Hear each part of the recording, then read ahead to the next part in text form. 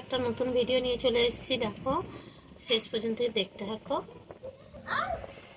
দেখো, আজকে পুকুরে মাছ দিয়ে পাতলা ঝোল হবে বলে ফুলকপি আর আলু নিয়ে নিয়েছি, আর সব কিছু উপকরণ নিয়ে নিয়েছি। এখানে টমেটো আছে,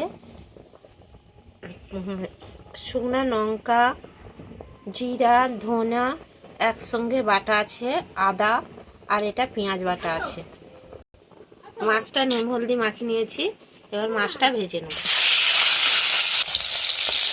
মাছ ভাজা হয়ে গেছে, মাছগুলো তুলে নিচ্ছি। ওই থেকে ফুলকপি আলুগুলো ভেজে নেব।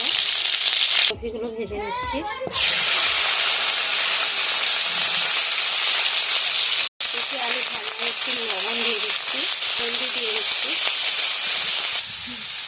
লাভিয়ে নিচ্ছি। হয়ে গেছে, তেলটা গরম হয়ে গেছে, তেলে একটা তেজপাতা দিয়ে দিচ্ছি। আর পাতলা ঝোল কেটে গেলে কি ও শিলে সব মশলাটা বেটে নেবে।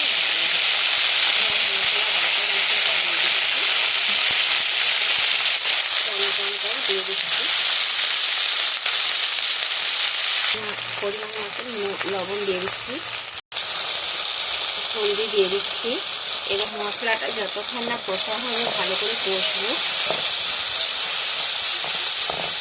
ফুলকপি আলু ভেজে রাখা দিয়ে দিচ্ছি। এবার জল দিয়ে দিচ্ছি, মাছটা ঝোলে দিয়ে দিয়েছি। মাছ দিয়ে ভালো করে ফুটে গেছে, এবার লাগিয়ে নিচ্ছি। দেখো, তরকারিটা হয়ে গেছে, কত সুন্দর কালার এসছে। দেখো, ভিডিওটা তো ভালো লাগলে লাইক কমেন্ট শেয়ার করবে। টাটা।